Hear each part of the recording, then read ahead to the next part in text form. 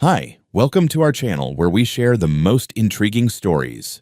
When a reclusive mountain man says no to a powerful HOA's bizarre request, he unknowingly ignites a war for his land, freedom, and sanity. Drones, break-ins, forged documents, and one stubborn homeowner who won't back down. This isn't a dispute, it's a siege.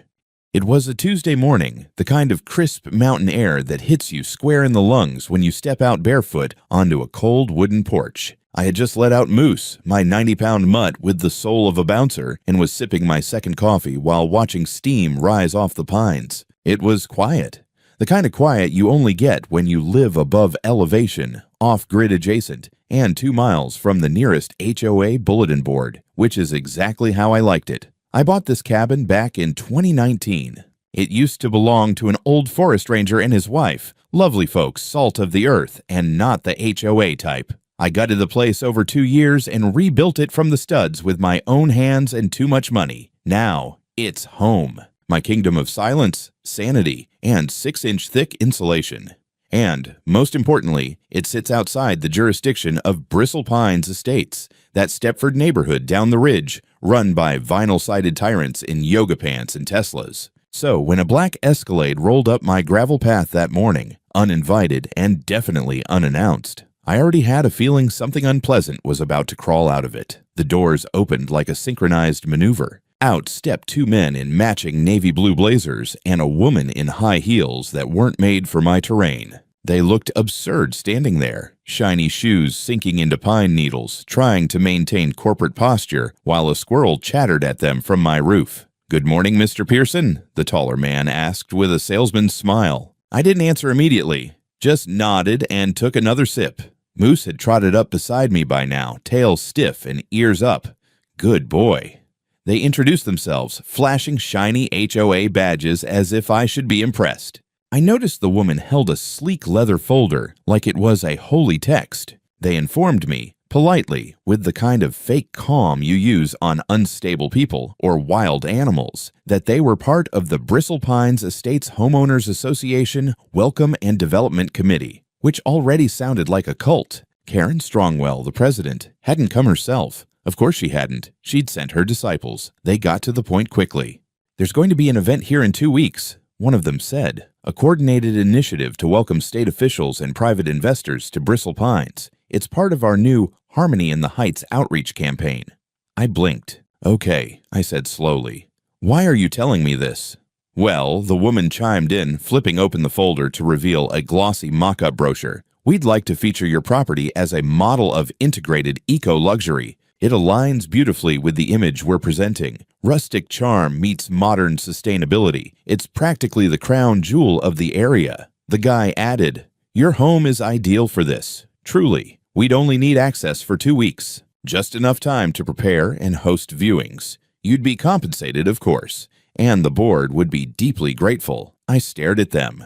"You want me to leave my own house," I said, "for 2 weeks, so you can parade a bunch of donors and bureaucrats through it like it's a real estate timeshare?" There was a beat of silence. Then the woman said, "We'd also ask that you remove any personal items, books, clothing, firearms, for presentation purposes, just temporarily. We'll provide professional storage and security." Moose growled. I didn't. I just laughed. It wasn't a polite laugh or an uncomfortable one. It was the full-body kind that makes your coffee spill and your neighbors squirm. I set the mug down on the railing, wiped my hand on my jeans, and said flatly, "No." They looked confused. Maybe they weren't used to being refused. HOA folk usually thrive in environments where people say yes to avoid fines and passive-aggressive newsletters. "My property is not part of your HOA," I added. "Never has been, never will be. And I don't care if Karen Strongwell wants to host the governor and Beyoncé. You're not getting so much as a shed." They exchanged glances. The tall one tried again, this time with that faint edge of threat, hidden under professional tone. "Mr. Pearson, while we understand your independence, we've been expanding our delegated service zone to encompass adjacent parcels. In fact, the board has voted to include your area in a preliminary engagement footprint. It's non-binding for now, but—" "You're expanding your what?" "Delegated service zone," he said, as if that meant something in the real world. I raised an eyebrow. Sounds like you just made that up in the car ride over. He cleared his throat. We're simply asking for cooperation in exchange for financial incentives, marketing exposure, and community alignment. I live in the woods, I replied. I don't want exposure. I want trees and silence. They realized they weren't getting anywhere. The woman closed her folder, the man gave a tight smile, and the third guy, who hadn't said a word the entire time, just nodded politely. That one lingered a second longer, looking not at me but at the porch, the cameras, the dog. Thank you for your time, they said, like they were ending a sales pitch, not walking away from the dumbest request I'd heard since a bear tried to open my hot tub. As they walked back to the SUV, I called out cheerfully, "Tell Karen next time she wants to steal someone's house, she should come herself." They didn't respond. Later that day, I posted the whole thing on my blog, titled it, "My House is Not a Showroom, Get Off My Ridge." A few friends from the legal world shared it. A few thousand strangers liked it. One lawyer emailed me just to say, "Jesus Christ, what is wrong with these people?" I didn't have an answer, but I had a feeling this wasn't over. 3 days later, I found tire tracks behind my house. It had snowed lightly the night before, just enough to leave a thin powder across the back road that curves near my utility shed and loops into the tree line. I hadn't driven that way in over a week. No deliveries, no visitors.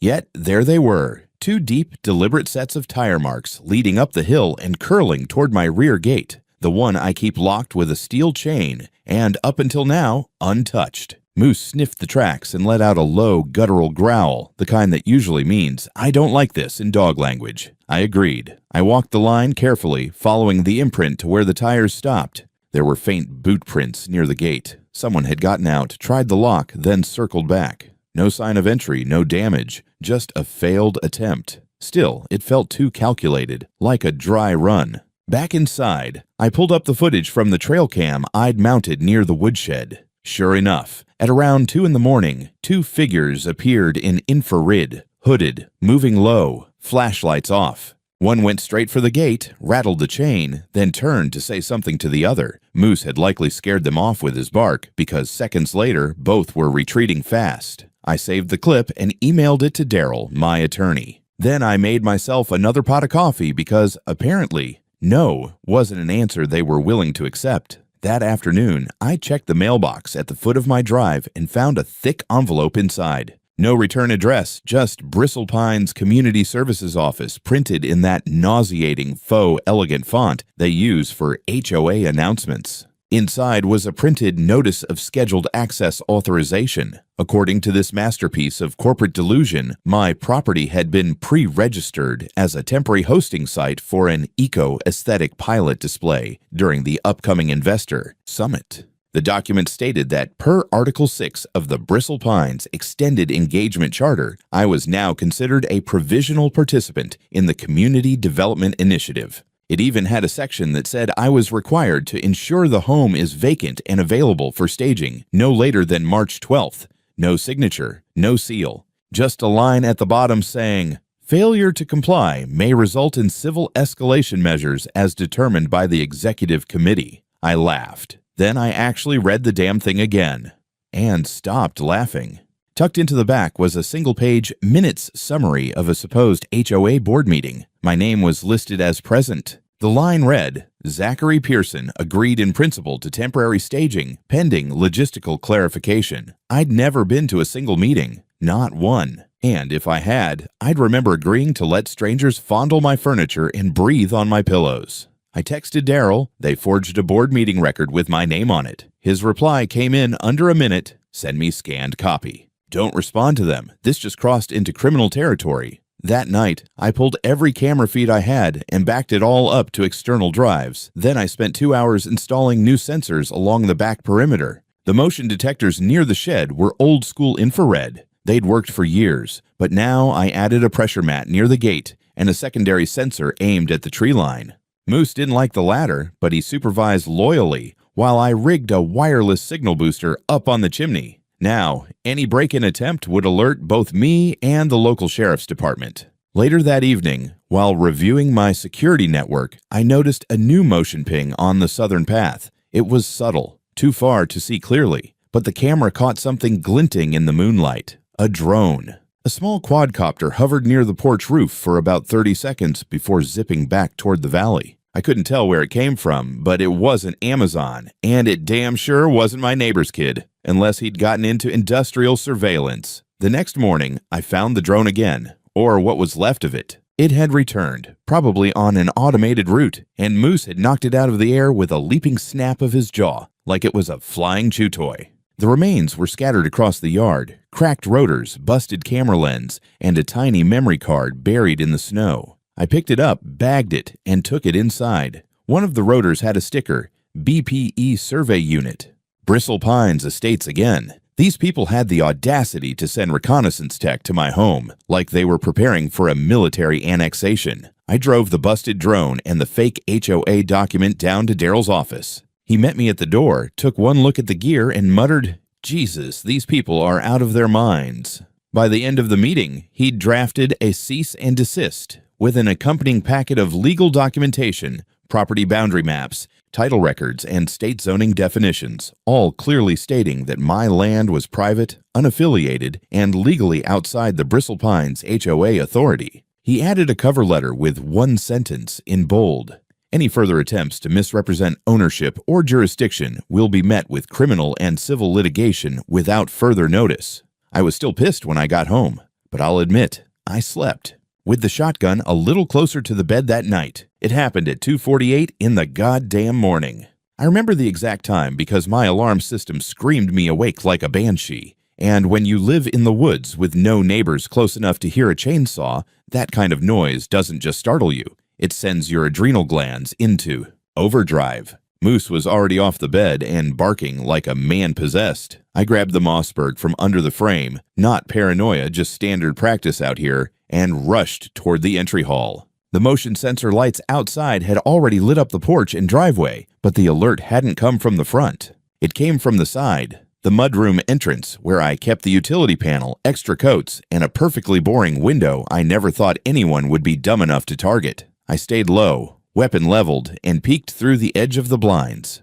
There they were, two men dressed in black, one crouched by the side door, working at the lock with what looked like a tension wrench and pick, the other keeping lookout and holding some kind of crowbar or multi-tool. They hadn't seen me yet. I opened the front door quietly and circled around the porch in socks, stepping as silently as I could across the cold boards. I rounded the corner fast. "Drop it! Hands where I can see them!" They froze. The guy with the crowbar actually flinched hard enough to drop it. The other stood up slowly, eyes wide. For a moment, nobody moved, just the sound of Moose growling behind the screen door and the wind rattling through the trees. I said down on the ground, "Now?" To their credit, they didn't try to run. I think the 12 gauge pointed at the center of mass tends to discourage bad decisions. I held them there and used my foot to kick away the tools. Then I called the sheriff's office on speaker, told them I had 2 intruders at gunpoint, and that if they didn't come quickly, well, I didn't finish the sentence. Deputies arrived in under 15 minutes, a record around here, and found me holding 2 grown men at gunpoint in pajama pants and thermal socks. One of the officers took over, ordering them to the ground, cuffing both without a word of protest.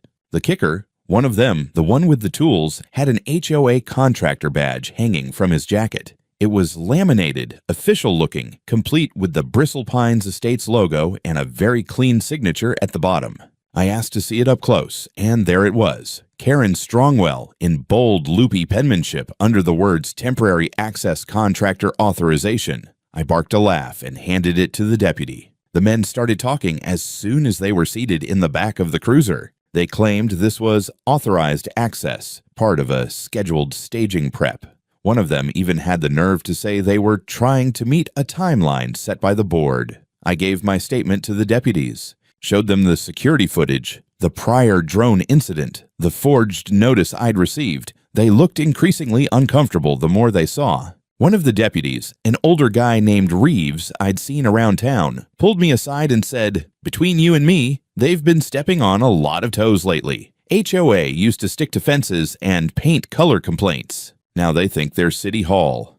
"Trying to break into my house isn't a code violation," I replied. "It's a felony." He nodded grimly. They hauled the 2 guys off and said detectives would be in touch. I stood there in the cold until the last tail light disappeared behind the trees. then went inside and sat down at the kitchen table, my hands still shaking slightly. By 7 that morning, it was already in motion. HOA released an official statement on their website titled, "Miscommunication leads to unauthorized contractor action." The wording was a masterclass in weaseling, blaming subcontractors, vague scheduling misalignment, and reiterating that the community remained committed to positive neighbor relations and transparency. They didn't mention my name, of course, or the fact that their people had tried to pick my lock in the middle of the night. I sent the article to Daryl, who replied instantly, "This is the beginning. Keep everything." We're going full escalation mode. Later that day, I got a visit from a local reporter who'd picked up the police scanner chatter. Young guy, wide-eyed, probably fresh out of journalism school. He asked if I'd be willing to talk. Off the record, I said. He nodded, so I gave him the full rundown, showed him the fake HOA document, the drone wreckage, the contractor badge. I watched his expression shift from curious to incredulous to outright disturbed. I thought HOA stuff was just, annoying letters about lawn care, he muttered. Not out here, I said. Out here, they think they own the mountains. That night, I wrote a new blog post titled, "When HOA Sends Burglars Instead of Emails." It blew up. The comments ranged from outrage to disbelief to full-blown legal nerds dissecting municipal overreach and private land rights. I even got a message from a retired judge who called it a fascinating example of extrajudicial arrogance. Still, the part that kept replaying in my head was the look on the second guy's face. The quiet one. The one who hadn't said a word, even when cuffed. Something about him wasn't right, like he knew more than he let on. And he wasn't scared. Daryl called me 3 days later with a tone in his voice that made me sit down before he even said the words. "You're not going to like this," he said. "Too late for that," I replied. "What now? They installing a toll booth on my driveway?" He didn't laugh. "I got a copy of the investor packet Bristlepine sent out for their summit. A source inside the county development office forwarded it. It includes your house. Full color spread, page 6, front and back." My jaw tightened. And they used my house. Photos, address, architectural summary. Hell, they even slapped on an estimated market value and described it as community-aligned Eco-Lux showcase property, maintained under BPE service zone standards. I felt my blood. Pressure spike. I never gave them a damn thing.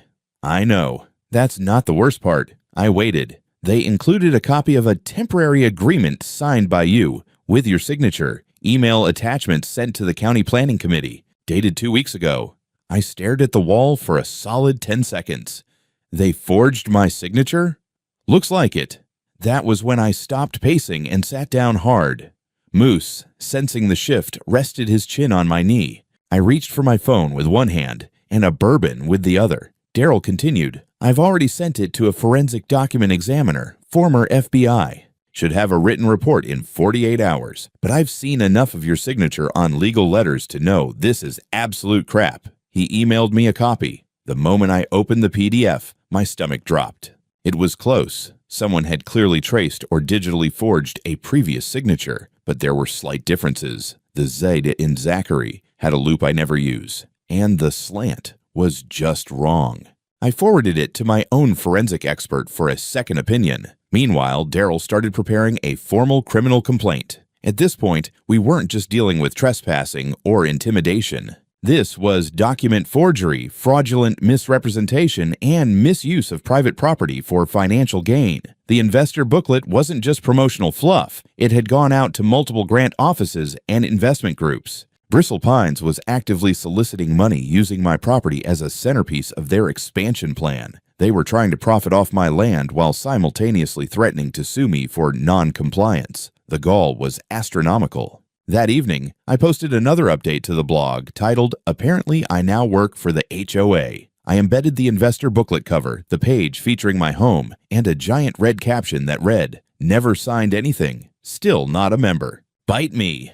It exploded. Within 12 hours, it was reposted across homeowners' rights forums, Reddit, and even a libertarian think tank blog. A real estate YouTuber with over 500,000 subscribers emailed me asking for an interview. I told him I'd think about it. Meanwhile, Bristle Pines put out another statement. this one reeking of lawyer sweat and committee compromise. They didn't deny the investor packet. Instead, they claimed clerical errors and said that preliminary template documents were distributed prior to final property access confirmations, which was a long way of saying, "Oops, we lied, but please don't sue." Too late. The next morning, I drove into town to meet Daryl at the courthouse annex. We were filing the formal civil suit, $500,000 for invasion of privacy, fraudulent use of property, emotional distress, attempted misappropriation, and illegal use of architectural images without consent. The clerk at the civil intake desk was a man named Roland I'd met once before, middle-aged, friendly enough, used to dealing with land disputes and petty nuisances, but when he took our paperwork, he looked tense, sweaty, like someone had microwaved him from the inside. He took the folder and muttered, "This one again." I looked at Daryl. He raised an eyebrow. After Roland walked away, I leaned in and said, "What was that about?" Daryl whispered, "You noticed that?" "Yeah." Later that afternoon, he got a call from one of his friends in the county recorder's office. Apparently, someone had attempted to submit a boundary revision request, retroactively designating my parcel as part of Bristle Pines' extended service domain. It had been flagged due to irregularities. The person who submitted it? Karen Strongwell, personally. Even better, there was a record of her meeting with Roland the clerk, in person, twice. The second time, she came alone, brought coffee, and left behind a sealed envelope that no one logged. We didn't have hard proof. Yet. But the implication was clear. She was trying to bribe a public official to alter the land records. Now it wasn't just HOA shenanigans. It was potential felony-level tampering with public records. Daryl's tone that evening was clipped and electric. "We're elevating this. I'm contacting the state attorney general's office and submitting everything. She's not just overreaching. She's running a racket." That night, I poured another drink and sat on my porch looking out at the tree line. It wasn't just about me anymore. This woman was orchestrating a goddamn hostile territorial takeover, and she wasn't even smart enough to hide the fingerprints. Somewhere out there, I had a bad feeling this wasn't even close to the full picture. And something told me that quiet guy, the third one from the first visit, the one who kept his mouth shut, knew exactly what was going on. The first attack was digital. My blog went down around 4 in the morning. I didn't notice until Moose started whining at the back door, and I got up to let him out, checked my phone like a half-awake zombie, and saw 36 unread messages. Friends, readers, even a retired judge from Oregon I'd exchanged property law notes with, all trying to tell me the site had vanished. I checked the admin panel, locked out. By sunrise, my inbox was swamped with fake password reset emails, 2 flagged bank login attempts, and a warning from my DNS provider that someone had filed a takedown notice claiming I was distributing defamatory and misleading real estate. Content, defamation, my own house. Daryl called 15 minutes later. "Someone's trying to scrub your presence, Zach. This is coordinated." I wasn't surprised. I was pissed, but not surprised. Still, it's one thing to get harassed online.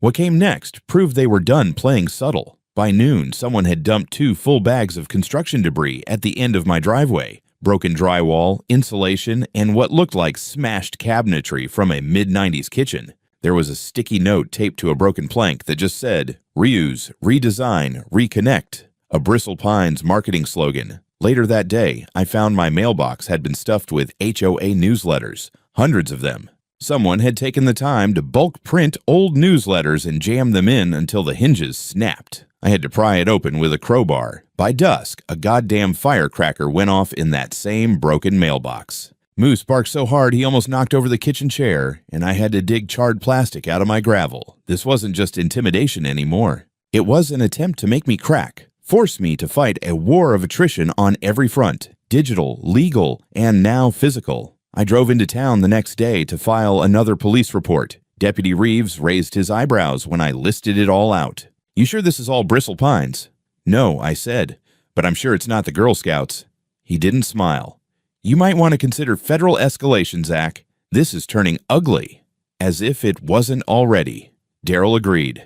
He had already contacted the state attorney general's office, but now he was calling in a few favors at the Department of Housing and Urban Development. He told me he'd heard rumors that Bristle Pines had been playing games with federal grant programs, designating properties as community resources to score beautification funding and eco-redevelopment money. Wait, I said. You're telling me they've been using properties they don't own to get HUD money? Exactly, he said. If we prove that your house was included in a federal grant application and that they forged consent documents, it's not just fraud. It's a federal crime. I stared at him. They're applying for grants using my house?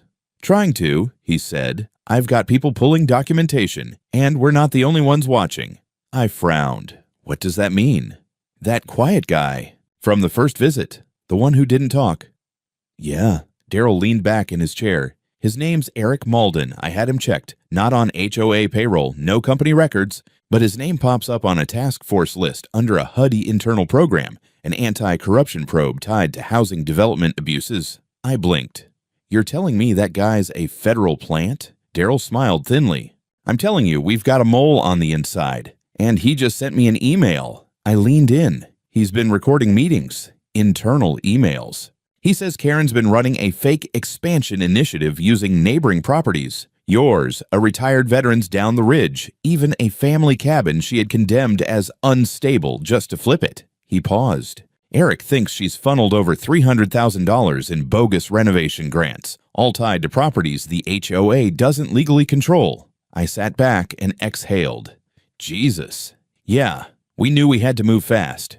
The longer this dragged, the more damage they'd do. Daryl coordinated with the feds. I prepared for more retaliation, installed another set of cameras, these with solar backup, and buried 2 trail sensors along the ridgeline. I wasn't just documenting now. I was preparing for siege. That weekend, a van showed up on the edge of my lot, unmarked tinted windows. It sat there for over an hour without anyone getting out. I didn't approach, just filmed it from inside, time-stamped the video, and emailed it to Daryl, who forwarded it to the feds. No plates, no movement, just pressure. At night, I'd sit on the porch with Moose curled at my feet, shotgun nearby, waiting for movement in the trees. Sometimes there was none. Sometimes I'd catch the reflection of binoculars in the woods, always gone by the time I stood up. Karen was trying to isolate me, break me, turn my sanctuary into a prison, but I wasn't going anywhere. And with Eric's recordings about to hit the right hands, she was about to learn what happens when you try to bulldoze the wrong cabin. The courthouse smelled like moldy paper and linoleum polish. It always did, but that morning it felt different, heavier, like the walls knew something was coming. I walked in wearing my only clean sport coat, jeans, and boots, with just enough mud on the soles to make a statement. Daryl was already there, sipping burnt lobby coffee and flipping through our case files like a man reviewing enemy troop formations. This is it, he said, not looking up. They try anything today, we bury them. Karen was there too, of course. She came flanked by 2 attorneys and 1 PR assistant who looked like she'd rather be dead than breathing the same air as the rest of us. Karen wore her usual face, Botox calm with undertones of indignation, but this time her eyes gave her away. Too alert, too calculating. She expected a fight. She just didn't know we'd already pulled the pin. The courtroom wasn't packed, but there were enough people. A few reporters, 2 county reps, someone from the zoning office, and, curiously, a sharply dressed man in the back who didn't fit the local crowd. I caught his eye once. He nodded. That was all. The judge, Honorable Lorna Green, was a no-nonsense, military-voiced woman who'd once thrown a developer out of her court for trying to bribe a clerk with Super Bowl tickets. My kind of judge. We started with the civil case. My lawsuit for $500,000 in damages. Karen's lawyers tried to downplay everything. The investor packet. A clerical error. The fake agreement with my signature. A miscommunication between marketing and legal. The attempted break-in. An unfortunate incident involving independent contractors who misunderstood access rights. Green's brow twitched every time they said something dumb. Then it was Daryl's turn. He handed over a thick binder of evidence, labeled and tabbed, and walked the court through it methodically. The fake service zone documents. The forged signature now confirmed by not 1 but 2 forensic handwriting experts. The unauthorized drone surveillance. Photos of the mail tampering and debris dumping. Emails from Bristle Pine's internal servers that Eric, our mole, had provided, detailing the plan to temporarily appropriate unregistered parcels for strategic exposure. Karen didn't blink. Not until Daryl dropped the final envelope on the evidence table. "This," he said, "is a recording." He turned to the judge. "Your Honor, what you're about to hear is a conversation between the defendant, Karen Strongwell, and a county clerk by the name of Roland Parker. In it, she offers him a donation, cash, in exchange for quietly updating the land record for my client's property to reflect inclusion in the HOA's jurisdiction." Karen's lawyers immediately objected. The judge waved them down. The audio crackled to life. Karen's voice was unmistakable, calm, charming, offering a little extra for your time, and a way to get this handled without all that paperwork mess. Roland was hesitant. Karen persisted. When the clip ended, the silence was suffocating. The judge sat back slowly, then looked at Karen like she'd just found dog hair in her soup. "This court," she said, "is now referring this matter to the district attorney's office for immediate review of criminal conduct." Karen's lawyers scrambled. The PR assistant looked like she might puke. But we weren't done. The sharply dressed man in the back stood up, cleared his throat, and introduced himself. James Moreno, Special Investigator, U.S. Department of Housing and Urban Development. He walked to the front and requested permission to present supplemental materials to the court. Green allowed it. What followed was the public autopsy of Bristle Pines Estates. Moreno laid it out in precise clinical language. Over $320,000 in misused grant funds. Falsified property use agreements submitted to HUD. At least 4 properties, including mine, used without consent in federal applications. A series of internal HOA emails discussing how to retroactively justify these filings. And most damning of all, Karen's own digital signature on a budget document marked "Approved for HUD Submission, Phase 2 Expansion." The room buzzed like a kicked hornet nest. The judge adjourned for lunch. During recess, Karen tried to play it off, giving a smug little smile to the press. She still believed she could PR her way out of this. That belief shattered 37 minutes later. Court resumed. The district attorney's office, having received the audio and Moreno's documents, made an unprecedented move. They issued an arrest warrant on the spot. Bailiffs walked over and cuffed Karen Strongwell in open court. She tried to object, sputtering about misinterpretations and political motivations, but the judge wasn't having it. "Mrs. Strongwell," she said, "you are being charged with falsifying government documents, attempted bribery of a public official, fraudulent misrepresentation, and conspiracy to misappropriate federal funds." Karen went quiet. Not dignified quiet. Broken quiet. As they led her out, someone in the back clapped once. The judge scowled and banged the gavel. Court adjourned. Outside, reporters swarmed. I ignored most of them. Daryl gave the official statement. I just stood near the courthouse steps, looking at the sunlight and thinking, she actually thought she could steal people's homes and get away with it. She almost did. If it weren't for Eric, if it weren't for cameras, if it weren't for Daryl's stubborn, methodical grind, the war wasn't over, not yet. But this was the first real victory. They called it organizational restructuring. The HOA board didn't even wait for the dust to settle. 2 days after Karen was led out of the courtroom in cuffs, Bristle Pines Estates held an emergency executive session, which, despite the title, was really just 6 terrified committee members panic-eating muffins in a country club basement while a real estate lawyer tried to explain what conspiracy to defraud the federal government actually meant. The headlines were everywhere. Colorado HOA president arrested in federal property fraud scandal. Luxury community caught misusing HUD grants. Man living in mountains says hell no to HOA, wrecks their entire operation. That last one was from a satirical news site, but the comments were gold. I didn't feel triumphant. Not yet. Not while I was still getting letters.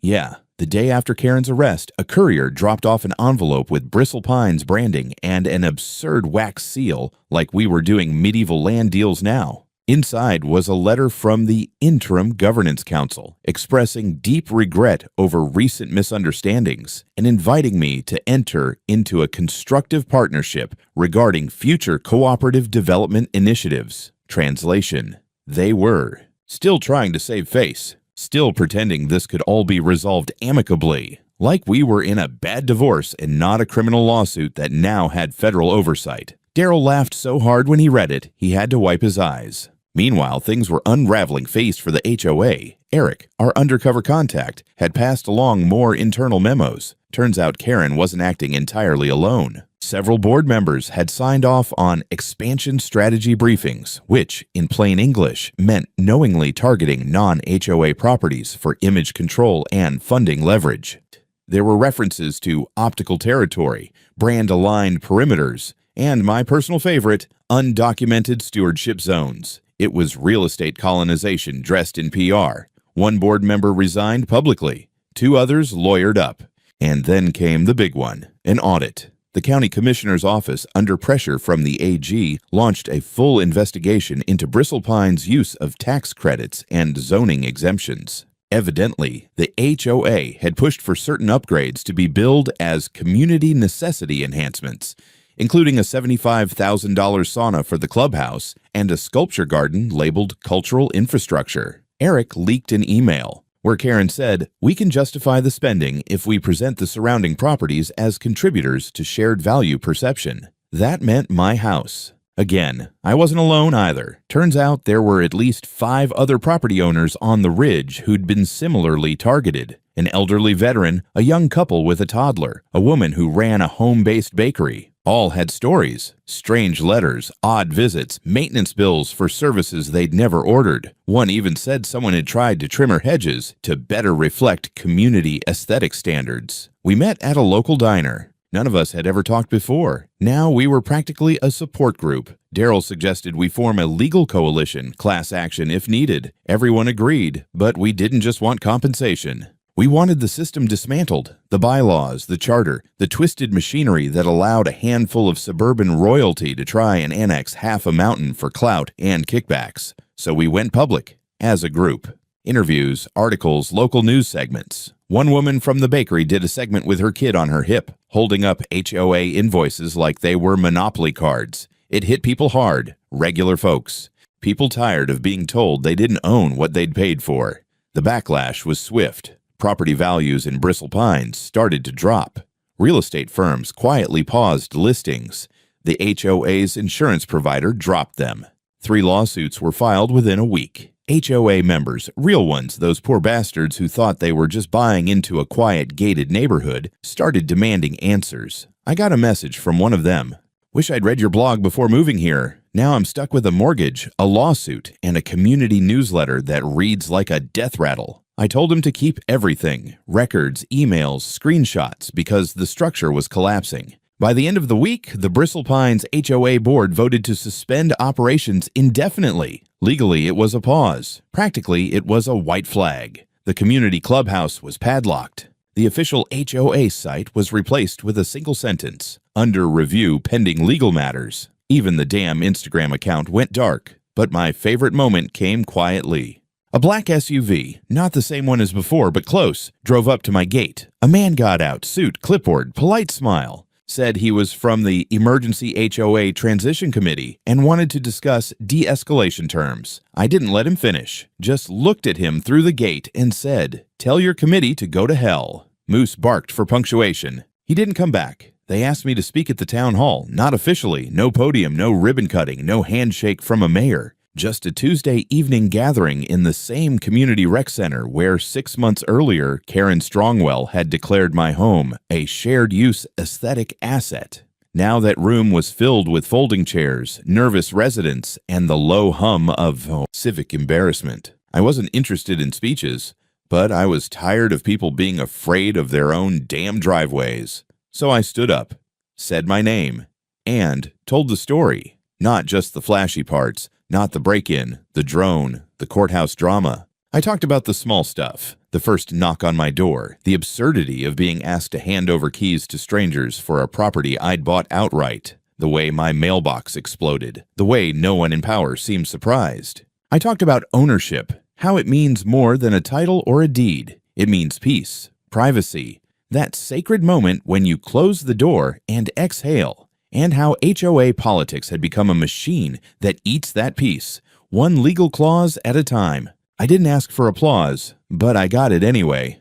Not loud, just real. Later, as people filtered out, one older man approached me, said he used to be on the HOA board but left years ago when it stopped being about neighbors and started being about leverage. He shook my hand and said, "You reminded people they don't have to say yes to crazy." I didn't know what to say to that. So I just nodded. The lawsuit ended better than we expected. Karen took a plea deal, 13 years. Wire fraud, attempted bribery, falsification of documents, obstruction of justice, misuse of federal funds, the works. Her attorneys tried to frame it as a tragic fall from grace.